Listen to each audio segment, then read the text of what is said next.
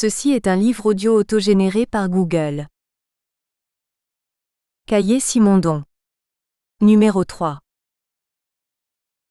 Collection esthétique série Philosophie.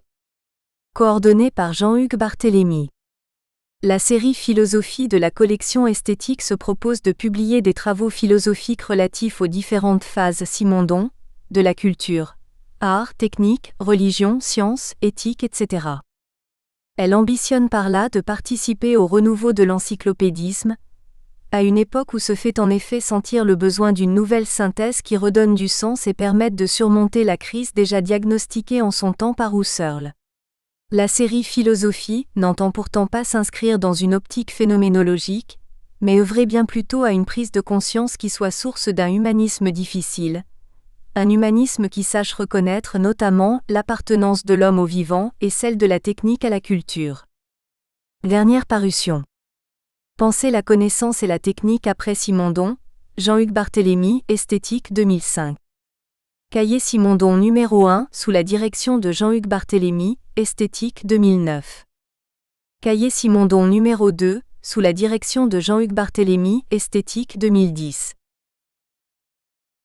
Présentation. Les cahiers Simondon sont depuis 3 ans le lieu d'expression privilégié de la communauté simondonienne grandissante, et donnent la parole aux chercheurs confirmés ou aux doctorants, français ou étrangers, qui proposent un apport réel à l'exégèse de l'œuvre du philosophe. Par communauté simondonienne, il ne faut pas entendre une micro-société rassemblée autour d'un culte, comme cela a pu être le cas d'une bonne part de la communauté heidéggerienne. Si volonté de réhabilitation d'un penseur il peut y avoir de la part des simondoniens, une telle réhabilitation, comme telle, n'a précisément rien à voir avec une idolâtrie, ni avec la construction d'un monopole de l'interprétation, mais vise à réparer collectivement un oubli tout en reconnaissant que Simondon a sa part de responsabilité dans le sort que lui ont réservé ses stricts contemporains entre 1958, année de parution de Du mode des apostrophes, Existence des objets techniques, et 1989, année de sa mort, mais aussi des prémices timides de sa redécouverte avec la publication de L'individuation psychique et collective. En 22 ans de redécouverte progressive, beaucoup de choses ont été accomplies, mais elles ne sont qu'un début au vu du nombre croissant d'articles, d'ouvrages et de thèses de doctorat portant sur une œuvre dont les textes continuent chaque année d'être publiés. Désormais on travaille sur Simondon non plus seulement en France ou en Belgique mais aussi en Italie, aux États-Unis, au Canada, en Argentine, en Suède, et bientôt certainement en Russie et en Allemagne, où mon ami le philosophe Eric Hurl fait en sorte que soient découvertes les œuvres de Gilbert Simondon et de Bernard Stiegler, qu'il tient à raison, à mon sens, pour les 2 œuvres les plus décisives, avec celle de Foucault peut-être, de la philosophie française depuis Sartre et Merleau-Ponty. L'enjeu est celui-ci. Par-delà Derrida et Deleuze, ces 2 monstres enfantés par les amours de la philosophie française avec la métaphore et la littérature, revenir à l'ambition intrinsèquement philosophique et conceptuelle d'un système de pensée global mais désormais ouvert parce qu'anti-dogmatique, c'est-à-dire d'un système de pensée anti-hegelien et post-heideggerien mais aussi pour une part, post-simondonien. C'est dans cet horizon que j'ai entamé un dialogue avec Stiegler, en projetant une relativité philosophique qui puisse se dire aussi post-Wittgensteinienne. Le présent numéro 3 des cahiers Simondon s'ouvre sur un article d'Anne Sauvagnargues qui fait le point sur l'héritage simondonien de Deleuze, et qui ne doit pas être lu comme une exégèse stricte de Simondon, mais plutôt comme un exposé de la façon dont Deleuze le comprenait. Les articles suivants éclairent quant à eux des questions à mes yeux passionnantes et pour certaines d'entre elles, décisives du point de vue de l'exégèse simondonienne. Quels que soient les débats possibles d'interprétation, je remercie Sacha Loew, Giovanni Carozzini, Xavier Guchet, Ronan Leroux et Baptiste Morisot pour leurs articles respectifs, qui font de ce numéro des cahiers Simondon le numéro de la maturité dans les études simondoniennes. Enfin, Vincent Bontemps, auteur d'un récent ouvrage sur Bachelard et ses multiples postérités dont fait partie le renouveau de la pensée simondonienne, clôt le présent numéro en évoquant les activités de l'atelier Simondon. À lui je dis mon amitié indéfectible, au sein de la complicité philosophique la plus grande qu'on puisse imaginer. Merci aussi à mon ami François Lagarde pour la photographie de couverture, en attendant que paraisse son film sur Simondon III. Jean-Hugues Barthélemy. Simondon et la construction de l'empirisme transcendantal. Par Anne Sauvagnargues, professeure à l'Université de Paris-Ouest Nanterre. La philosophie de l'individuation de Gilbert Simondon joue un rôle décisif dans la construction du signe que Deleuze entreprend dans Différence et répétition, et poursuit dans toute son œuvre. On systématisera cet apport sous forme de 6 propositions, logiques et physiques, qui permettent à Deleuze de monter son empirisme transcendantal. Les 3 premières propositions concernent les concepts de modulation, de disparation transductive et de problématique, qui décrivent tous 3 des opérations réelles, mais sont bientôt systématisées par Simondon en opérateurs conceptuels, valables pour sa métaphysique de l'individuation. Deleuze les intègre à ce titre à sa propre analyse, et se les approprie définitivement, non sans les modifier quelque peu, et parfois sans même plus faire mention de Simondon, dont la présence dans Différence et répétition est plus forte que ne le laissent supposer les renvois effectifs que Deleuze lui consacre. Les 3 dernières propositions, concernant l'individuation du cristal, le signe comme différence intensive et la membrane constitutive de l'intériorité du vivant, décrivent elles aussi des individuations réelles, et servent à formaliser cette physique intensive dont Deleuze a besoin pour préciser sa philosophie de la différence dans les 2 derniers chapitres de Différence et répétition. Telles quelles, ces 2 triades de concepts composent l'armature d'une épistémologie et d'une philosophie de l'individuation qui alimente la logique et la physique de la différence selon Deleuze. La définition du signe, aux premières pages de Différence et répétition, est intégralement simondienne. L'objet qui émet le signe présente nécessairement une différence de niveau, comme 2 ordres de grandeur ou de réalité disparates entre lesquels le signe fulgure, 4, et ne peut s'élucider sans une analyse précise du texte de Simondon. 1. La modulation. Première proposition. La modulation des forces et des matériaux remplace l'opposition de la forme et de la matière. Le premier concept que Deleuze reprend à Simondon est celui de modulation, qui transforme les représentations courantes de la forme et de la matière. Depuis Aristote jusqu'à Kant et Husserl, déclare Simondon, la métaphysique occidentale s'est rendue prisonnière d'une représentation abstraite et statique de l'être, qui la rend incapable d'expliquer le moindre procès d'individuation. En effet, on se représente les rapports entre forme et matière comme si la forme s'imposait de l'extérieur à la matière amorphe. Ce modèle illémorphique est incapable d'expliquer la constitution d'un individu quel qu'il soit. Deleuze repère immédiatement la puissance spéculative de cette position. Il recense très tôt, en 1966, la thèse de Simondon parue en 1964, et cet article permet de faire le point sur la lecture que Deleuze fait de cet ouvrage. Comparer la recension au texte de Différence et répétition nous permet de préciser les nœuds problématiques que Deleuze retient dans son analyse et la manière dont il les intègre à son propre système, non sans les modifier. Dans cette recension, il insiste au tout début sur l'apport de Simondon à la philosophie contemporaine. C'est déjà la force de Gilbert Simondon de présenter une théorie profondément originale de l'individuation, qui implique toute une philosophie. 5. Traditionnellement, on rapporte l'individuation à un individu tout fait, et c'est ainsi que le modèle de l'individu s'empare de toute ontologie. On pense tout être comme un être, comme le disait Leibniz. En réalité, si l'individuation doit être concrètement genèse de l'individu, et non se donner comme un simple concept de réflexion, il faut bien que l'individuation soit contemporaine de son principe. Le schéma illémorphique qui oppose la forme à la matière comme préexistante à leur union, doit donc être corrigé. Simondon distingue alors 2 modèles de l'individuation physique. Celui traditionnel, du moulage, auquel il oppose sa propre version, la modulation. Le moulage convient au schéma illémorphique puisque depuis Aristote, on se représente la forme abstraite du moule informant une matière passive. À cette opposition statique de la forme et de la matière mise en œuvre dans la représentation du moulage, Simondon substitue un nouveau modèle, qui explique l'individuation comme un devenir sur le plan des forces, comme un moulage temporel et continu. Ce modèle dynamique, Simondon le nomme modulation. Celle-ci ne sépare plus abstraitement la forme et la matière mais s'installe au milieu de ce que le schéma illémorphique disjoint, au plan des forces. Car la forme est toujours déjà matérielle, et la matière déjà formée. Il s'agit donc de se placer au plan de l'interaction de l'individuation elle-même.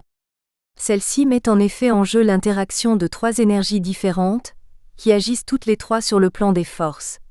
La forte énergie de la substance traditionnellement dite amorphe mais en état métastable, l'argile travaillée, préparée par l'artisan, la faible énergie apportée par le moule qui fonctionne comme énergie modelante continue et agit comme une information guidant la transformation de l'argile. Enfin, troisième énergie décisive, constamment sous-estimée par les analyses de la technologie, cette énergie de couplage qui met aux prises l'argile et le moule. Cette troisième condition est la plus importante. C'est elle qui réalise la prise de forme entre la substance pré-individuelle et son cadre modulant, prise de forme ici réalisée extrinsèquement par le travail du briquetier. Si on a négligé ce couplage, c'est qu'on a appliqué au contexte technologique un modèle sociologique de la division du travail, et qu'on a théorisé le rapport illémorphique en confondant la situation de domination du maître, qui ordonne l'accomplissement d'une tâche, avec l'opération concrète de l'artisan, qui amorce le procès dynamique de l'individuation matérielle en mettant en présence l'argile et le moule, la forme et la matière.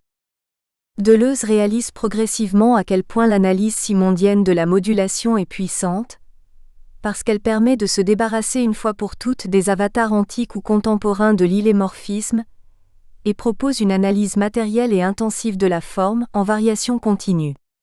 La matière et la forme ne doivent plus être opposées abstraitement, mais la forme est un devenir des forces matérielles, une norme immanente et fluctuante. Deleuze intègre ce résultat une fois pour toutes à sa philosophie du signe, et cite Simondon aux côtés de Spinoza, de Nietzsche, de Geoffroy Saint-Hilaire, chaque fois qu'il lui faut exposer sa philosophie des forces et des formes. La première proposition que Deleuze emprunte à Simondon est bien cette transformation du schéma illémorphique qui transforme les concepts de matière et de forme. La prise de forme engage des forces et des matériaux, et la forme est un composé fluctuant et intensif de composition de rapports de force. De surcroît, l'analyse de la modulation, qui détermine une réévaluation de la technique et des sciences empiriques décisives pour le concept de science mineure dans 1000 plateaux, expose le mode opératoire du concept comme agencement pragmatique, pratique autant que théorie. Simondon observe que la pensée théorique s'est montrée incapable de théoriser un acte aussi élémentaire en apparence que le moulage, non tant par impossibilité scientifique, certes, les anciens ne connaissaient que l'équilibre stable, et ne concevaient pas la métastabilité, conquête de la physique contemporaine, que par préjugés sociologiques, cécité de classe. C'est parce que les penseurs retiennent et appliquent implicitement à l'analyse technologique une représentation socialisée du travail, qu'ils ont confondu l'opération technique avec un ordre, c'est-à-dire avec le commandement abstrait du maître qui s'impose à l'esclave qui l'exécute.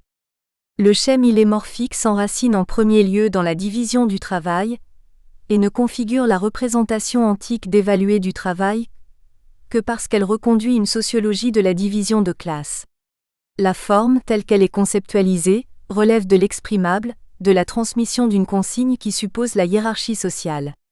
La faiblesse du schème illémorphique tient ainsi au divorce sociologique entre la pensée et la matière. Pourtant, Simondon n'approfondit pas cette critique percutante dans le sens d'une contestation sociale et reste indifférent à Marx.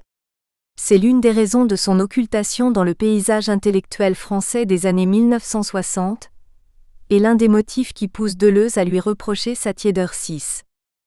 L'origine du schème illémorphique est donc bien sociale et non technologique, car l'analyse réelle des conditions technologiques impose de transformer complètement les notions de matière et de forme en montrant qu'il s'agit d'une prise de forme mettant aux prises des forces et des matériaux.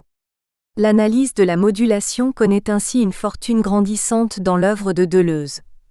Après avoir contribué au montage de l'empirisme transcendantal, elle se connecte avec la problématique de la forme intensive et de l'excéité que Deleuze élabore en méditant Spinoza et Geoffroy Saint-Hilaire. L'analyse de la modulation consiste donc à substituer à la confrontation abstraite de la matière et de la forme, une nouvelle analyse de la forme, comme variation intensive de force et de matériaux, comme information, qui suppose l'existence d'un système en état d'équilibre métastable pouvant s'individuer. C'est pourquoi la modulation suppose l'analyse de la disparation. 2.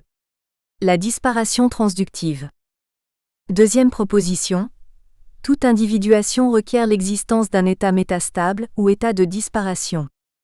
Pour expliquer l'individuation de la brique, il faut montrer comment les parois du moule et l'argile entrent en résonance, modulent, et comment la modulation de l'argile et du moule produit l'individuation de la brique. Pour rendre compte de cette individuation, il faut expliquer comment elle se forme dans son milieu pré-individuel. À cela sert le concept de disparation.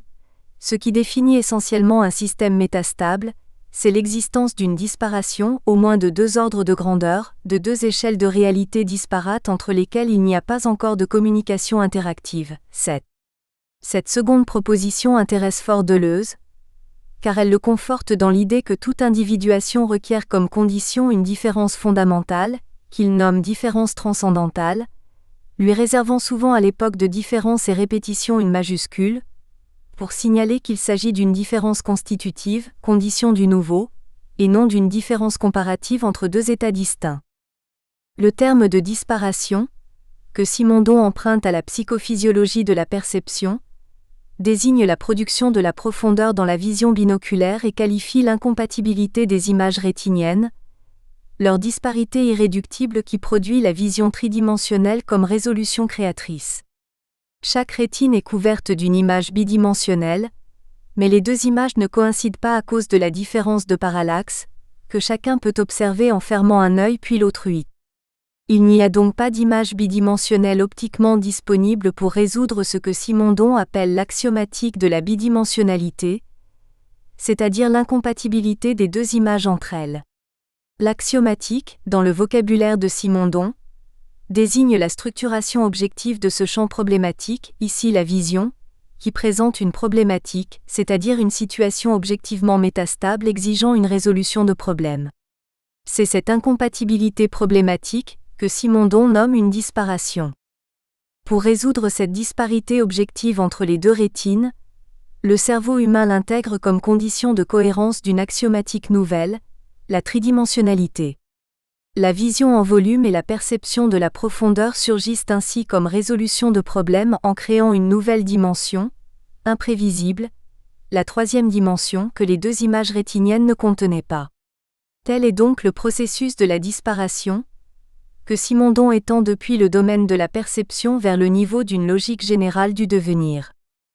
La disparation, qui permet de saisir le montage d'une opération perceptive, sert en effet de modèle pour toute individuation, et fournit un modèle pour la création du nouveau.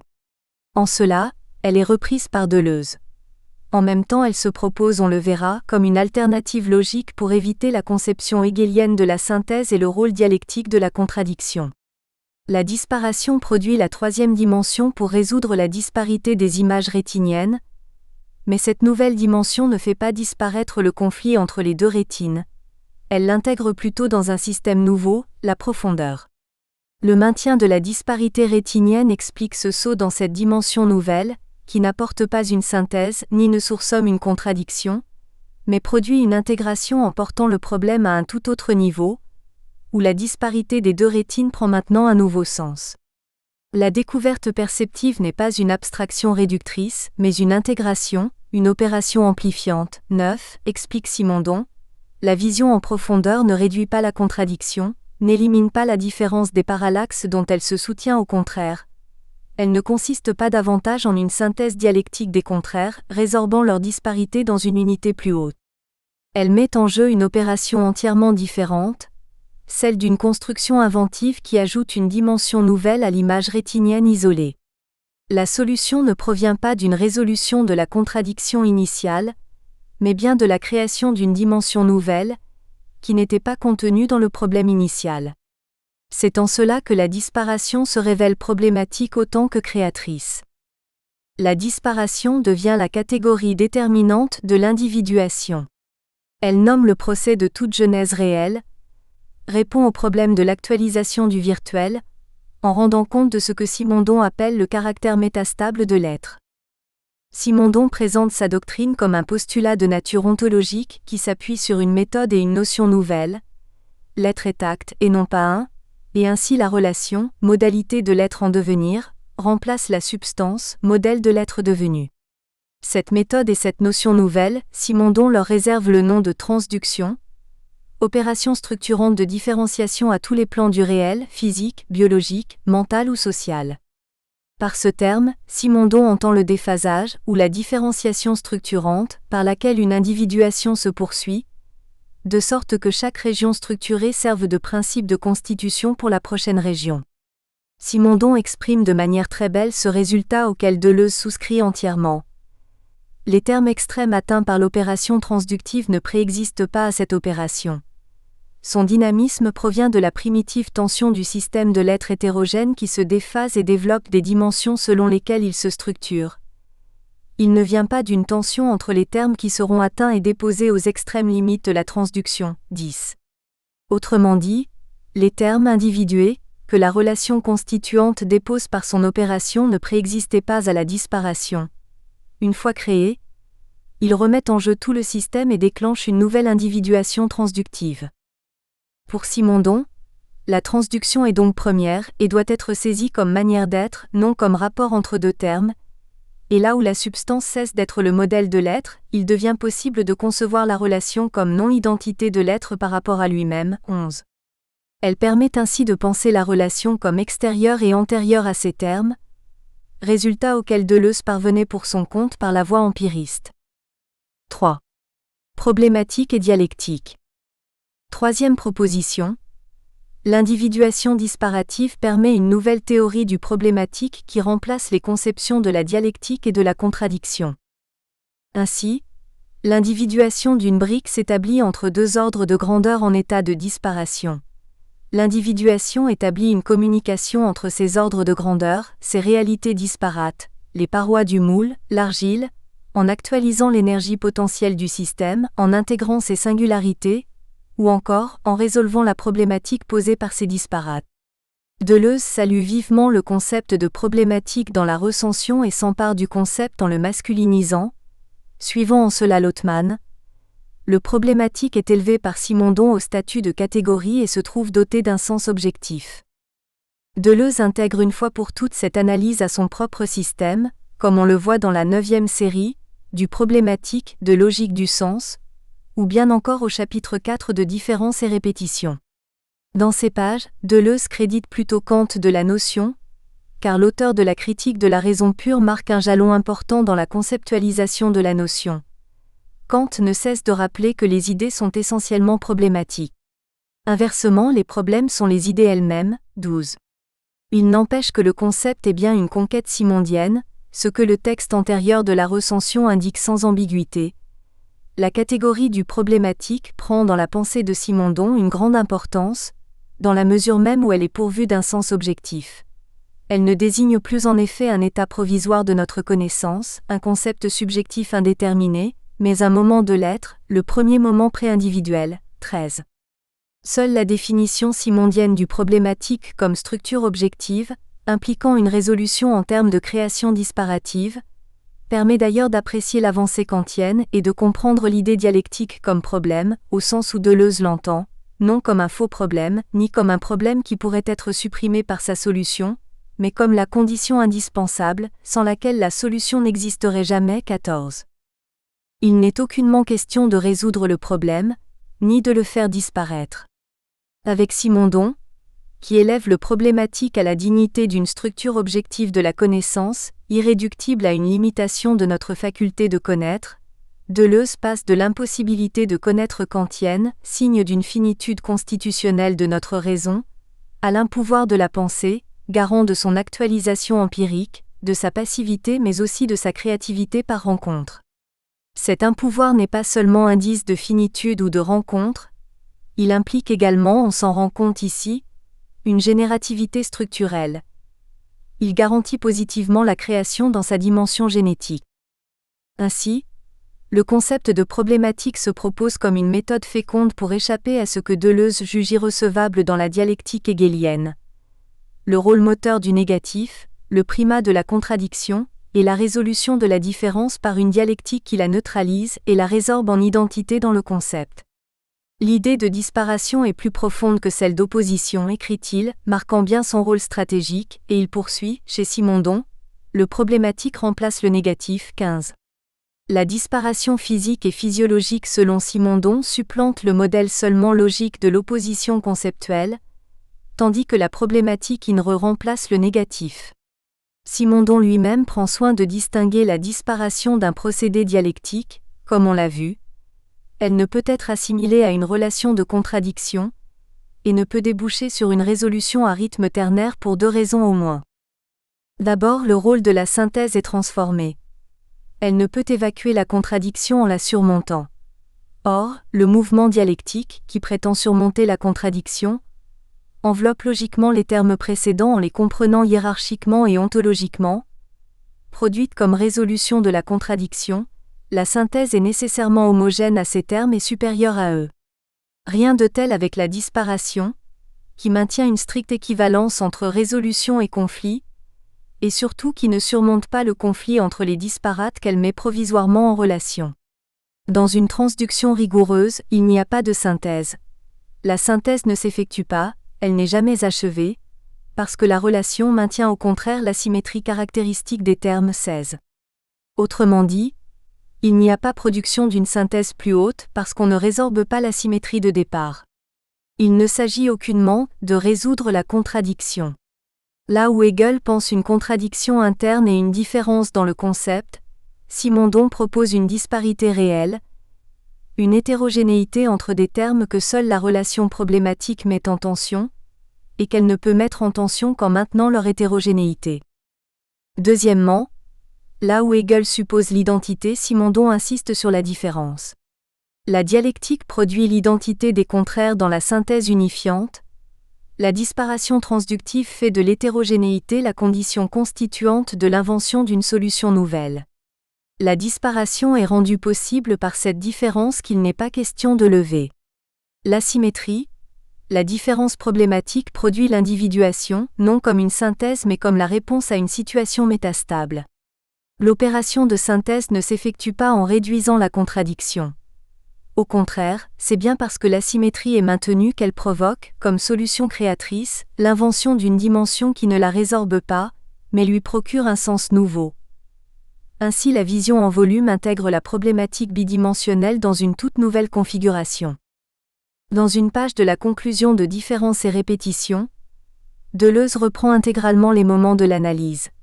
Simondon montre que l'individuation suppose d'abord un état métastable, c'est-à-dire l'existence d'une disparition, comme deux bords hétérogènes entre lesquels des potentiels se répartissent. Cet état pré-individuel est doté de singularité, de points remarquables définis par l'existence et la répartition des potentiels. Apparaît ainsi un champ problématique objectif, déterminé par la distance entre ordres hétérogènes. L'individuation surgit comme l'acte de solution d'un tel problème, ou ce qui revient au même, comme l'actualisation du potentiel et la mise en communication des disparates. 17. 4. Le cristal et la résonance interne. Quatrième proposition.